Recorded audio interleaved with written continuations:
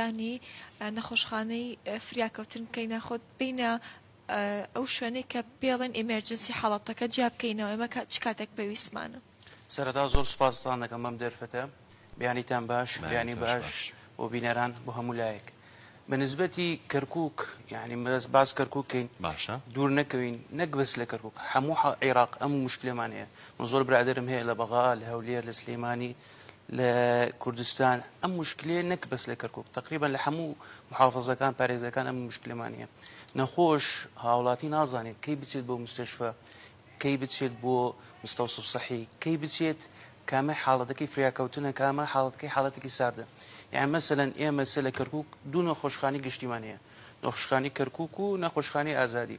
یعنی تقریبا پێش 20 ساڵێک 30 ساڵێک هەر ئەم دوو نەخۆشخانەمان هەبوو. ئێستاش دوای 20 ساڵێک 30 ساڵێک عین هەر ئەم دوو نەخۆشخانەمان هەیە. کەرکووک پێش 20 ساڵێک 500,000 بێت سە کەرکووک تقریبا 1.5 ملیۆن بێت. فأم تشتە زۆر مشکلێمان هەیە بووی. مثلا ئێمە من نەخۆش معقول نییە دوای 12 شەو مثلا بێت بەس بە مستشفە وڵات چێمێت تەحلیل خێنێ بکەم. طبعا ئەمە مەسەلەکە فریاکەوتن نییە ئەتوانیت چاوەڕێکی بۆ بەیانی زوو وەرە بە مستەوفا سەحی تقریبا بۆ خۆت هین بکات تحلیل خێن بکە. معقول نییە تو 12 شەو هاتوویتە لەبەر ئەم تحلیل داوا بکەیت. بەس دیارە حاڵەتی فریاکەوتن خۆی دیارە مثلا ئازاری هەیە تحمل ناکات سەبر ناکات مثلا پارستۆرێکی خوارد لە ماڵەوە هیچ مەسەلەکەی نەگۆڕە ناک ئەوە بە یەکسەر بێت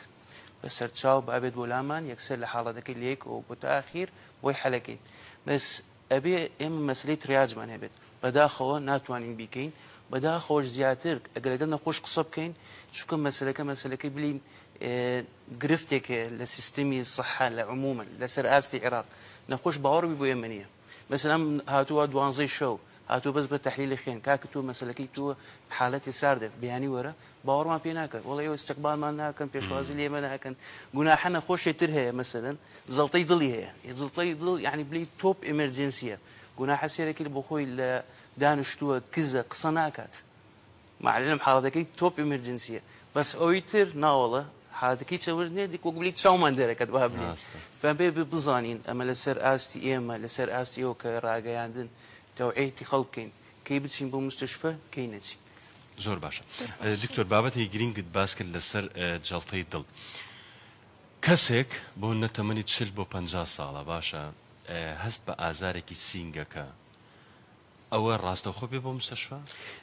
کاکرێبین جان ئەو بابەتە ئەمێ تۆزە بە وردی باسی بکەیت چونکە ئێستا بەڕاستی ئازاری سینگ زۆر بۆ ئێستا بەروپەتا وەرزەکان شەڕۆی ئەها بۆ ئازارێکی سینگت هەڵی کورد بابانم پەتایە ئەم کۆکە وەڵامەتەیە ئەوم بۆ باسکە بۆ منە چۆن کەسێک بزانێ خوانە خواستە تووشی شتێکی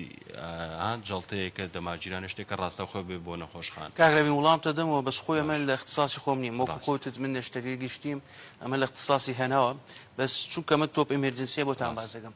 جەڵتەی دڵ ئەعرازی زۆر هەیە یعنی وەک ئێمە لە تۆپ لە پزیشکی مەسەن لە بیرکاری 1 زائد 1 ئەکات چەند ئەکات 2 بەس لە پزیشکی 1 زائد 1 ناکات 2 مەعجارەکات 4 مەعجارەکات 5 مەعجارەکات 10 فتشتكل لا إما قانوني ثابت ماليني بالنسبة لجلطي ضل يعني من باسه كم بالنسبة لنقطة بلين سطح حتى 16 يعني هو كمان سطح بيت مسألة أعراض الزورة كم أعزكان يتشيا آزار تبي للسنجت آزارك هذا شان ديت بعد زار للدم تدا لدست أما تقريبا بلي بالنسبة للشخص حتى بس هي بعد زار أمنا خوشاني و 50 سال ببانوا نخوشي شكريان هي سبحان الله يوانا خوشي شكري هبه آزاري نابت ديت بالصدفة كشفيكين تخطيتي ضلي بوكين سيركين زلطي ضلي هي فالزور أيوة مثلا 50 بصال ببانويا شكري هي سيرك الخوي مثلا يعني هو قبلي قلق بوا بعد زار الأعراضينية نا أو بابيك سربي سرمان اللي بدر تنجنا فسيكي بتشوكش دروز نابي بعد زار مثلا الآزار أو أنا آزار عنده سبيل السن دائما كآزار بقود بيت تنجنا نفسي دروز تكاد بالله ناتوانين بلين دكتور أواني ل 50 سال بسرون هر آزاري كي بتشوكي سنجانا وبيوستا ب أواني 50 سال ببانو مس زور الشكريان هي هر شيء بيت حتى بسيط بيت بابيت داس خوش زور جرينجا والله زور باشا دكتور همومان هاتوين بو تواري بۆ بەشی فریاکەوتن دەبینین ئەوەندە جەنجاڵی قەرەباڵەقی هەیە مرۆڤ نازانن لە کێوە دەست پێ بکات هەم ئەوەی کە هاتووە هاوڵی نەخۆشەکەمان دووترێ بێت ئایا کە نەخۆشێک دێ بۆ حاڵەتێکی فریاکەوتنی خێرا پێویستەکە یەک خێزان لەگەڵی بێت طبعا هیچ پێویست ناکات بە چووکە ئێمە زانانی وەک بلی لە عرفی ئێمە خۆمان کوردەواری خۆمان ئەگە نەخۆش کوڕخاڵۆی نێت کورمامەی نێت و حەزەکە نالێ کەس نهات بۆ لەم بەم شتە بەڕاستی یەکەم خەلە لای ئێمەیە خەلە لای ئێمە کە بە نسبەتی مستەشفە نابێت ئێمە سلای لە قاپی و لە استعلاماتەوە ئەبێ هەر نەخۆشەکە یەک کەس لەگەلی بەس ئێمە چەند محاولەکەین لەگەڵم خەڵک باوەڕمان پێ ناکەن ئەو بە قسەمان پێ ناکەن فە زۆر دێت یعنی مەسلەکە جانجاڵی گەورە دروستە بێت لە فریاکەوتن هەر ناتوانین قسە بکەین لەگەڵ نەخۆشە لەگەڵ مەسل ئەتوێت لەگەڵ باوکی نەخۆش قسە بکەیت کوڕخاڵی لەم لا قسەکە کورمامی لەولا قساکە خاڵۆ مامە فمەسلەکە کۆلی دوورە بێت هەم بەسەر ئێمە زەحمە دەبێت مهمترین تش لەسەر نەخۆشەکەش زەحمە دەبێت فطبعا من لەسەر ڕێگەی ئێوە چەندێک یارمەتیمان بدەن تقریب نەخۆش خۆی بکوژێت یەکێت دوو کەس بێ لەگەلی مەمنونتان نەبین بە مەسەلەیە والله ئەو دیاردێکی زۆر سێرە بەڕاستی ئەزانین چیە ئێستا بۆ نە کەسێکی نەخۆشە بێ لە نەخۆشخانە نەشتەرگەریەکەکە دەی ئەوەی ئەچێ بۆ لای بڕوایی تەمێ بە تەلەفۆنەکە شەرەتوانێت ئەوە بکە یعنی تۆ ئەڕووی بۆ لای ئەو نەخۆشە دڵنەوایی کاکە دڵنەوای ئەوها نییە تۆ کەسێکی تر عەزت دێ ئەم هەموو پزیشکە بۆ نەکاتیان بگریت و قەڵەباڵغیەک دروستکەیت تۆ ئەڕۆی هیچ نەزای ناتوانانی ئازارکەم بکەیتەوە ناتوانین دەرمانێکی پێ بدەیت ناتوانین نەشتەرگەریەکە چاک بکەیتەوە هیچ شتێک لەوانە ناتوانانی ئەم سەردانیکردنە هەڵگری گەڕێتە ماڵەوە زۆر ئاسایی ینی بڕوایت بێ من لە ماوەیە چوومە نەخۆشخانەی ئازادی ڕۆژانێکی یەکشەم بوو یەکشەم یعنی هەر زۆر سیر بوو زۆر هەر جێ نەبوو نەک سیارە بجوڵێنی هەر جێگای مرۆڤش بە تەواوەتی نبووە جاستەکەم زۆربەی پەیوەندی بەو سەردانیکردنەوەشە یعنی تقریبا گولی فاکتەرە لە فاکتەرەکان ئەمەی وا جەنجاڵی ئەمێ نەخۆش زۆرە مرافقی نەخۆش زۆر دێت بەس وەکو پێتم وت ئەمە 100% نیە لە هۆکارەکە یەکەم هۆکار بلێن ئێمە کەرکووک کە من مناڵ بووم هەردوو خەستەخانە بوو ئێستا دوای چەند ساڵ 20 ساڵ ئێمە کەرکووک پێش 20 ساڵێک نیو ملیۆنێک بووین 3 ملیۆن و نیوەیەکین هەرم دوو نەخۆشخانەمان هەیە فەیەک ئەکید یعنی ئەمە یەک بلێ هۆکارێکە لە هۆکارەکان بە 100% نییە بەس چەندێک نەخۆش چەندێک هاوڵاتی یارمەتیمان بدەن ئەو زۆر بۆ ئێمە باشتر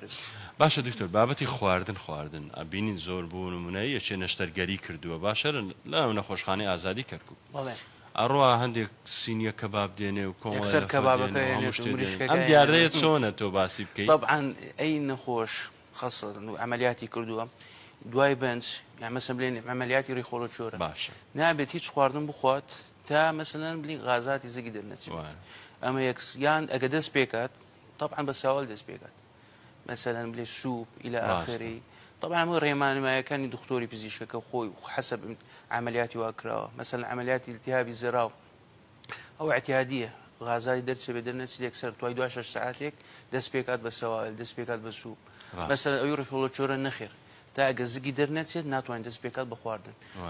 زگیکەی دەرەچێت 24 ساعت پێویستە بە 12 ساعت حسب حاڵەتەکە هەر حاڵەتێک و ئەوی خۆی هەیە یعنی ئەو خواردنەی کە ئەهێنن بۆ نەخۆشەکە نییە بۆ خۆیانە بۆ خۆیانە گوناح نەخۆش سێریانەکات دڵی خواردنەوێت نابێت طبعا طبعا خۆزانین چی لە نەخۆشخانەکان دکتۆر ئێستا هەر کافێکە لە خوارەوە هەیە کافتریا ئەتوان بڕۆنە ئەوێ خواردنەکە بخۆن بۆ هێنن نانەخۆش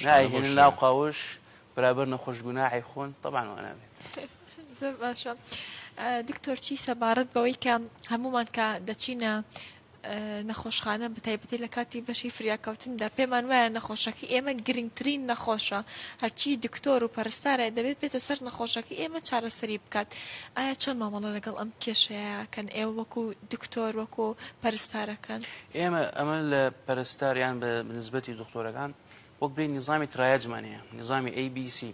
دیارە نەخۆش وەکو مەسەن دایری دەوڵەتەکان ترمان نییە معاملەت مەسەن معاملەت مەسەن بڵێ شۆنی ترمان هەیە دایرەیە تر ئەبێ معاملەکە چێ زوو هاتووە بە نەخۆش بۆ هین بۆ دایرەکە حسب تەسەلسل ئێمە لە نەخۆشخانەوە نییە ئەوە مەسەن زوو هاتوو بێت مەسەن بڵین دوو نەخۆش هاتوونە نەخۆشی یەکەم نەخۆشی دووەم لەسێرەکی نەخۆشی یەکەمەکە هاتووە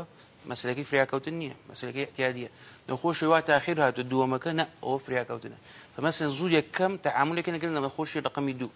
فەوە یەکەمەکە دایمەنە لێت من پێشتر هاتوومە بۆ نایەن سێرم بکەن پرسیارەیە کەسە وڵامەکە دێت تۆ حالەتەکەی تۆ فریاکەوتن نییە ئەتوانین چاوەڕێ بکەیت ئەمی دووەمەکە نە فریاکەوتنە بە یەکسەر بڕۆن لەگەڵ ئەوی دووەمەکە تەعامل بکەین ئەمە چۆن ئێمە فیلترێشنیەکەین پێ لێ نظامی ترایەت دیارە ئەوی وا خۆمان کە دکتۆر کامی دیار مەسن زڵتەی دڵ ئەو یەکسەربی لەگەلی معاملە بکەین مثلەن ئەویوا مەس بلین التیهابی مەرارە زەراو ئەو نەخێر بەس موسەکنێکی پێدەم ئەتوانم دوای بلێم 6 ساعتێک کەتوان بتبینم ئەتوان بدەریکەم بۆ ماڵ بلێم دوای مانگی وەرە بۆ مستشفە زڵتەی دڵ مەسەلەن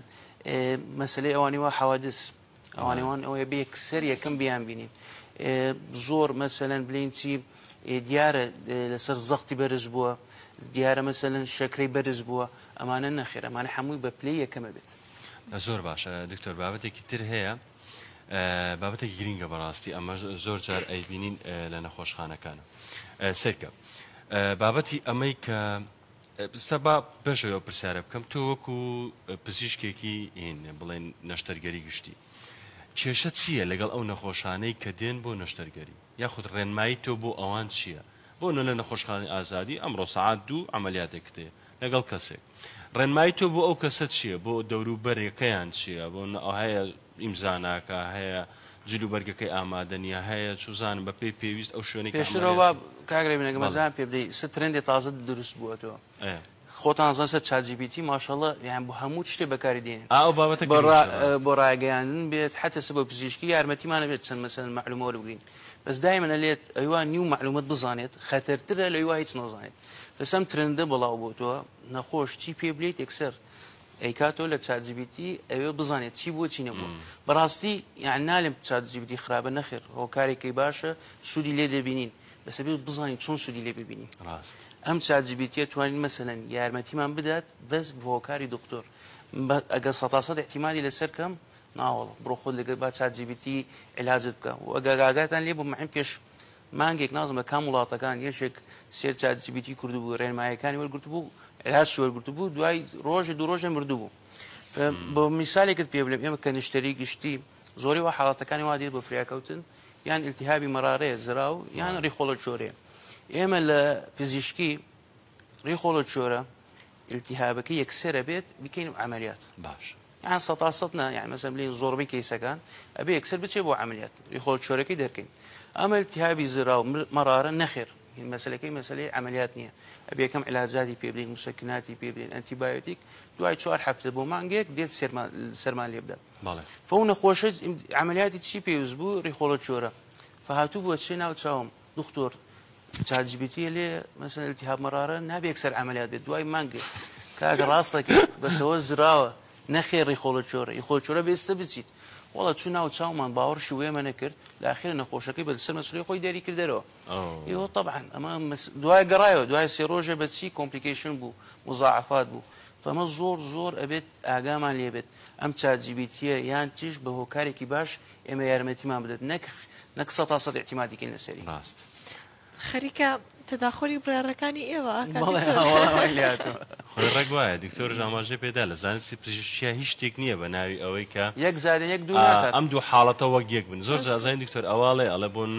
کاکە براکەی منی ژوا بۆ ئەلتیابی بەڵام ئەمە هەمووی گۆڕانکاریە ئەو کەسە تایبەتمەندی خۆی هەیە ئەو تایبەتمەندی خۆی هەیە ئێمە دایمەن ئەم قاعدەیە باسەکەم یەک زادن یەک لە بیرکاری دووە دەکات لە پزیشکی نەخێر دوو ناکات ئیمڕۆ دووە کات بیانی چوارە بیانی پێنجە هەر حاڵێتێک و ئیش خۆی هەیە تایبەتی خۆی هەیە کاتە ئێوەش کێشە و گرفتان لەگەڵ نەخۆشەکان و سەردانیکەری نەخۆشەکانە هەیە وایە طبعا ئێمە مەسەلەکەمان مشکلەکەمان گرفتەکانمان سەتانەوەت هێشتا مەسلەی ئەمانەیە بلی مەسەلی پزیشکیمان نییە مەسەلی چۆن لەگەڵ تەعامل خەڵک بکەین بەڕاستی خەڵکش یعنی مەسەلەکەیان پێ بڵێم ئەوانش گوناحن هاتوون یانێ بزانن چییە قەڵە باڵغەیە بینین فە سیستەمەکەمان غڵەتە نەک ئێمە ڕازین لە سیستەمەکە نەک گوناحانە نەخۆش ڕازی لەسەر هەردوو لاکە ڕازی نییە دکتۆر باسی بابەتێککەین هەر چەناڵین بەیانیان باسی ئەو بابەتانەش ناکەین بەس ئەستەکەم ئێستا کاتێکی باشە خوا نەخوازە کەسێکی لێمرێ دێتە نەخۆشخانەی ئازادی بۆ بابەتی توبعادی باسەکەین باشە یەکسەر باسی ئەوە کەن ئەڵێن با نەخۆشەکەمان نەچێتە توبعادی یاخود با نەچێت ئەوێت چکە تەشریحەکەن و ئەم شتانە ئایا ئەمە ڕاستە هەر نەخۆشێک بچێتە ئەوێت تەشریحەکرێ نەخێر ئەمە حەسەب ئێمە خۆمان معنی وەک بلی لە توبعات لیم یان وەک بلی چەند قاعدەمان هەیە قانونمان هەیە چی نەخۆش لە دەروی نەخۆشخانە لە خوا نەخواست مرد ئێمە دێن سێرە یەکەین ئەگە مەسەن زۆر بەتەمەن بوو 70 ساڵ بۆبانەوە 80 ساڵ بۆبانە نەخۆشەکانی زۆر هەبوو زەختەی هەبوو شەکرەی هەبوو دیار یعنی من مردنەکەی یعنی هۆکارەکەی پزیشکیە فشي ودي يكسر هني بوكين حجز وفاتي بوكين دواي دو حفتي دين حجز وفاتي ورقن بس حالتها هي مثلا جنجة صالة بنزا صالة اللي لا ماله مردوه يمنا ما تشون باور بو كمبلم لا ماله مردوه شنالي هوكاركي ترنيه شنالي حادث قتلك نيه شنالي تسمم نكراوه فمن أما كمون خوم دكتور نابي حزيكم تشيلي كم اليوم تحويلي طبعا لي كم طبعا لي خوي قرار داد أما نخوشك مردوه اعتيادي مردنكيان بهو كاريكي زيري ميكا نخوش أو خوي لقيت طبعا لي ديت قفتو جوكات قفت بعد جات طبعا لي تشان بيوست لنا أبي من تشريحكم بعد جات الشرط نية تشريحكم لا اليوم من تشي دياره خوان أو جماعتي طبعا لي أظنن فمسألة كلا دكتور درجت لطارئ درجت أتشد بمسألة طبعا لي نخوش مصرة كتشريح نكرت توقيعك هذا إمضاءات اللي من تشريح منابت بس لعينا حال جوابك حجز وفاتي بودر نكرت بس مع شرط نية هالشي بتبوت شيء طبعا لي واتا تشريح نخير زور بك إذا كان دياره كجريمة قتل البيت يعني بيت تشريح كردن أصلا طبعا دس خوش خوي لها مخصة كان دكتورة أورن بو وكباشترين يارماتي باشترين شت بوي هم بو إيوة سلطمان بهم بو نخوشك ياخد كسي مردوك أويكا أو شتا رتشاو بكن كإيوة بيشنياريا كان بو طبعا يعني مداخلة كردن لبابتي بزيشكا براسي شتيكي زور سيرة زانستك إما بياتينا برين أوان باشتري زانن بلا يعني ما مزام زحمة نبي تقريبا أما السلية لبغا رويدا بيش تنصالك عفرتك 8 حفتة صال حفتة 2 صال نخوشي الدنيا هو زغطية شكرة زلطية إلى آخره فهنا بيان يكسر بطارئ نخوشك بيني بيان ديار بتمنى ديار من مردوك نخوشي زوري هي يعني بتمنى مردوه فدكتورك غلط تيكر يكسر وتبي يارمتيان بدم جناحنا معنا ما دام نخوشك بتمنى با يكسر حجز وفاتي بكم دواي تقريبا سمانجة سيركم مشكلة دروس كربو درت شو أم آفرتن نمردو باعتيادي طلقي كي ورقرتوه جير سنجي بس ديار نبو بدكتورك دواي مانجي كشف كره هاتن شي انقرت دكتورك انقرت تو يارمتي اوان ده اما مساله كده درت جريمه قتل فايما لما سلانا زور ابي اقا بين اقا سير ما انكر مساله طبيه يارمتي خلق دين يكسر حجز وفاتي بوكي بس سير ما انكر بدس خمانيه مساله شكليه ناول او يكسر تشد بالخانه طبعا لي زور باشا دكتور استا بجري اوي تو پزیشکی نەشتەرگەری گشتی باشە کەسێک کە بیەوێ عملیاتێک بکە ڕێنمایی تۆ بۆ پێش عملیات چییە بە شێوەیەکی گشتی دائما ئەمە یەکەم قاعدەیە بۆ عملیات ئەبێ پێش ئەقلتش 6 ساعت بۆ 8 ساعت ئەبێ بە ڕۆژوو بێت باش ئەوە یەک دووەم تشت ماعەدە ڕۆژوو بوون ئەبێت چەند تحاليل وأم تشاملي دواكين مثلا أجا ببي مثال بيت مثلا تقريبا 2 عمليات معناها 2 جوري فرياكوتن جوري الكتيفي بيلين اللي نخير دواء حفتي دو حفتي كي نخوش مجال هي بوتواني عمليات ممكن أواني وا فرياكوتنية كبيلين الكتيف يعني مجموعة تحاليل اللي دواكين وتقريبا مع عدد تحاليل بالثمانية أجا 8 9 صال 5 صال نخوش مثل الشكرية الزغطية أينيرين بودلاي دكتورة كاني هناو استشاري عن بوكن كما أم نخوش أجونجة بو عمليات يعني فدكتوري اختصاصي هنا ولا ما ندات أواني فرياكوتنا نالجين بمشتانه يكسر زوزو تحاليل يان بوكين أقلتش 6 ساعاتك بروجو بيت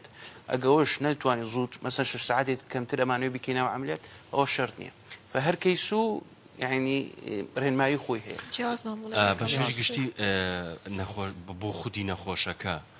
بۆ نمونە ئەوە گوتمان چەند ئاو نەخوا خواردن چەندێک نەخوا ئەو شتانەمە بەستم زیاتر بوو يعني مثلا بلين كيسەکەی الكتيفا يعني مش شرط نیە نەوە فریاکەوتم بچێت ئەبێ ئەقل 6 بۆ 8 ساعات خواردن نەخوات بە ڕۆژوو بێت ئەو مهمترین تشتە بۆ ئێمە زۆر باشە ئەی دکتۆر ڕەنمایەکانی دوای نەشتەگەری نەخۆشەکان لە نەشتەگەری دەرەجەیەکێک ئاوی بۆ دێنێکێک شەربەتی بۆ دێنێکێک خواردنی بۆ دێنێ ئایا سەر بەرزکردنەوە یەکێکەڵە پشتی بەرزکردنەوە قاچی بەرزکردنەوە طبعا مهمترین تشت ئەوان يعني رنمایی زۆرمان هەیە مثلا ئەگەر تقدير عابمان هەیە و تقدير نصفي ئەوانی وان نصفي بێت زۆر مشکلی چیانە بێت سەریان ئازاری بەقۆتیانە بێت فبێت چی تقريبا 10 ساعات 12 ساعات نابێت ئەسڵن بێت سەرین بخەوێت سەری نابێت بەرزکات خواردن او مثلا عمليات مثلا بڕی خۆڵت چۆرە نابێت ئەقلتش کە زگی دەرنێتێ غازاتی زگ دەرنێتێت اینجا توانێت ئاو دەست پێ بکات یان سەواڵ دەست پێکات سوپ إلى آخره بەسەگە زگی دەرنەچێت ناتوان هیچ بخۆن مەگە دکتۆر مثلا لێمە پرسن دکتۆر ئەوە 12 ساعات بوو 24 ساعات بوو هێشتان نانمان نەخواردو هیچمان نەخۆرە تا زگت دەرنەچێت ناتوان هیچ بخۆی اما مثلا بالنسبه بلين ريخول الشورى بالتهاب الزراء وانا مثلا مراره ما كلون نخير دوای 6 ساعات زگی دەرچ بێت دەرنەچ بێت ئەتوانێت بخۆت بەس دەست پێکەن بەچی بە سەوائل بە سوپ و دەست پێکەن دوای چەند مانگی تش دەست پێکات بۆ قورسەکان بخوات و اینجا بەلای خۆی ئەمێنێت زۆر باشە لە پێش عملیات کۆمەڵە فەحسی تایبەتە کرێ دکتۆر HIV و ئەوانەی تر فاسن ئێمە هەمیشە کردومانە نەگەتیڤ دەرچوو ئەوانەی کەم بینیم هەموو نەگەتیڤە ئەگەر ریشە لەوانە پۆزیتیڤ دەرچوو بۆ HIV پۆزیتیڤ دەرچوو ئێوە چێکەن لە عملیات ئێمە تقریبا یعنی بلین حاڵەتێک وا بۆ دکتۆر 195 یعنی ناتوان بڕقەمێ بلێم بە زۆربەی الحەمدلله نەگەتیڤە بەس هەیە حاڵەتی پۆزیتیڤ هەیە نەک HIV هیپاتایتس ئەمە هین کە بە دووەم تشتانە ئەوەی وا پۆزیتیڤە تەحویلێکین لە ئێمە لە عملیات وەک بڵێ سێتی ئەمانەمان هەیە پۆزیتیڤمان هەیە شێتی نەگەتیڤ ئەوە پۆزیتیڤ چییە جیهازی تەخدیرەکەی بەست کەرەستەی عملیاتی کامل تایبەت بە تایبەت ئەوەی ئەوەمان هەیە بەم پۆزیتیڤە شوێنەکەشیان جیاوازە بۆ شوێنەکانش جیاوازە فەرقیە و ئێمەش خۆمان مەسەلەن کە جلی عملیاتی ئەوە نەگەتیڤە جلەکەمان لەگەڵ وای پۆزیتیڤە جلەکەمان شەگۆڕین زیاتر خۆمان مەقێترە بین یعنی دکتۆر ئەو شتە ڕاست نییە کە ئاڵێن ئەوەی کە HIV پۆزیتیڤ بێ HIV مەبەستمان نەخۆشی ئایدز و ئەوەیە هیپاتایتس هینە التیاب کەبەت ڤایرۆسیە ئەگەر بۆ نەبیستومە ئاڵێن ئەگەر بێت و ئەوانت پۆزیتیڤ بێ پزیشکان عملیاتت ناکەن ئەو شتەکەواتە ڕاست نییە نەخێر هیچ ڕاست عملیاتێکن بەچی نەختێ ڕێنمایەکانی فەرقەکات لەگەڵەوەنی نەگەت هەم بۆ خۆ ئێمە باشتر بێت چکە سێڤ بۆ ئێمە هەم بۆ نەخۆشەکانی ترش بێت زۆر باشە دکتۆر بەرلەوەی دەستکەین بە پرۆگرام هاوکارێکمان لێرە بوو باسی ئەومان دەکرد کە ئەمڕۆ تەوەرەکە لەسەر چیاوتی من منداڵەکەم بردە بۆ نەخۆشخانەی ئازادی بەڵام دوای بەهۆی ئەوەی کە هەستم کردووە پێدانی دەرمانەکان بەدڵی من نەبووە خە بەپێی پێویست نەبوو ڕام گواستەوە بۆ نەخۆشخانەی منداڵان ئەم حاڵەتە تا چەند بە دروستی ماوەڵی لەگەڵ کردووە ئەم باوکە لە نەخۆشخانەی ئازادی پێیان دە پێویستە منداڵەکە مۆخەزی وەرگێت لەوێ توانێت چۆنە بێ منداڵێک مۆخەزی وەرگێت واتە پێدانی چارەسەر لە پزیشکێکەوە بۆ پزیشکێکی تر جیاوازی دروست دەکات مەسەلەکە زانیت چی وەکو پێتانەوت مەسەلەکە یەکەم تشت ئەم مەسلەی وە ئازادی یان مستشفی ئەطفال هۆکارەکەی هۆکاری نەفسیە چۆن ئازادی من خۆم لەوێ داوام کردو لە مستشفی ئەطفالش داوام کردو ئازادی قەڵەباڵغ جەنجاڵێکی زۆر بەخۆتی لێ یعنی مەسەن دائما ئێمە کە نەخۆش بین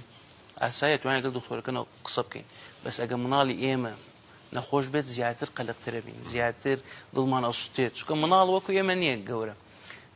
ئازادی گوناحانە تقریبا دوای 12 شەو ئەگەیار ئێوە بەسەن کامێرەتان بڕۆن سێر دوای 12 شەو کە ئازادی یعنی جێگانی ڕەت بیت بۆچی دکتۆر ازدحامە یعنی مەسەن من ئەگە مستشفی ئەطفال بلین لە 12 شەوە تا 6 بەیانی معین 50 نەخۆشێک نبینێت 50 بەسەد ئازادی لە 12 شەوە تا 6 بەیانی ئەگە مستشفی ئەطفال 100 بێت ئازادی 1000 فطبعا من لەگەل من بە ساعاتێک 100 نەخۆشە ببینم وەکەوە نییە لە ساعاتێ من دە نەخۆشە ببینم فبزانەوە جوان تی نێگەیاندووە کاکە تۆ ئەو حاڵەتەکە دەبێ وا بکەین مغەزیە بێ وا بێت ئەو دەرمانە فێکسەر عەجەلی دەرمانی نووسیوە بەس کە چووە بۆ ئەطفال نەخێر دکتۆرەکەی وا مستشفی ئەطفال لەگەلی جوان قسەی کردو وەختی داوە پێی فطبعا ئەمە مەسەلەکە نا غەڵەتی ئازادی نەک غەڵەتی بلین بالمستشفی ئەطفال سیستەمەکەمان غەڵەتە ئەوەل وەخیر بەڵام بە شێش گشتی ئاستەکەم دکتۆر ئەو حاڵەتە ئاسایی بێ مناڵ لە یەک ڕۆژەوە مغەدی وەرەگرێ مغەدی شتێکی بەنسبەت ئەم پرسیاری مغەدی زۆر احتیاجیە بۆ شتێکی ئاسایی شتێکی ئاسایی بەچی ئێمە فەرقێ گەورە احتیاجی چەندێکی پێ بدەین مناڵ حەسەب وەزنی نەک حەسەب تەمەنی وەزنی چەندێکە